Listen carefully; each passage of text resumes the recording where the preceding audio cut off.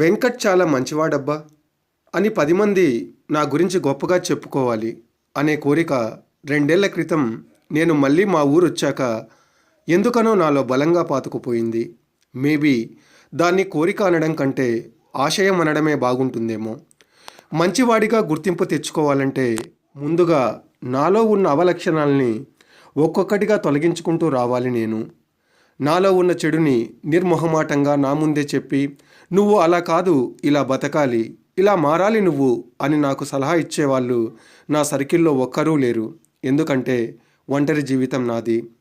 Maybe అందుకేనేమో ప్రముఖ cinema heroine Samantha అంటుంది, ఆకాశం నుండి ఏ దివ్యశక్తో తెల్లగుర్రం మీద వచ్చి మిమ్మల్ని మార్చదు, బాగుపడాలంటే మీకు మీరే స్వయంగా మారాలి అని. ఎంత చక్కటి మాట అది. నాలాంటి వాళ్ళు సమంత కాళ్ళకి మొక్కినా తక్కువే. అసలు ఏమున్నాయి అవలక్షణాలు నాలో? సరిగ్గా వారం క్రితం ఇదే బుధవారం రోజు రాత్రి పడుకునే ముందు చాప మీద కూర్చొని నన్ను నేను ప్రశ్నించుకున్నాను. ఎదురుగా టేబుల్ మీద నేను అంతకు మునిపే తాగి పడేసిన మందు గ్లాసు నన్ను చూసి వెక్కిరించింది. నన్ను మర్చిపోయావు నువ్వు అన్నట్లు. బాగా సిగ్గనిపించింది నాకు. నేనేమీ రోజు లీటర్ల కొద్దీ మందు తాగను. రోజు రాత్రి మందు కోసం నేను చేసే ఖర్చు జస్ట్ 100 రూపాయల లోపే ఉంటుంది. వృత్తిపరంగా నేను రోజు 50కి పైగా ఫోన్లు మాట్లాడాలి. దాని కారణంగా ఏవో మెంటల్ టార్చర్లు నాకు. పైగా ఇంట్లో ఒంటరిగా ఉంటాను.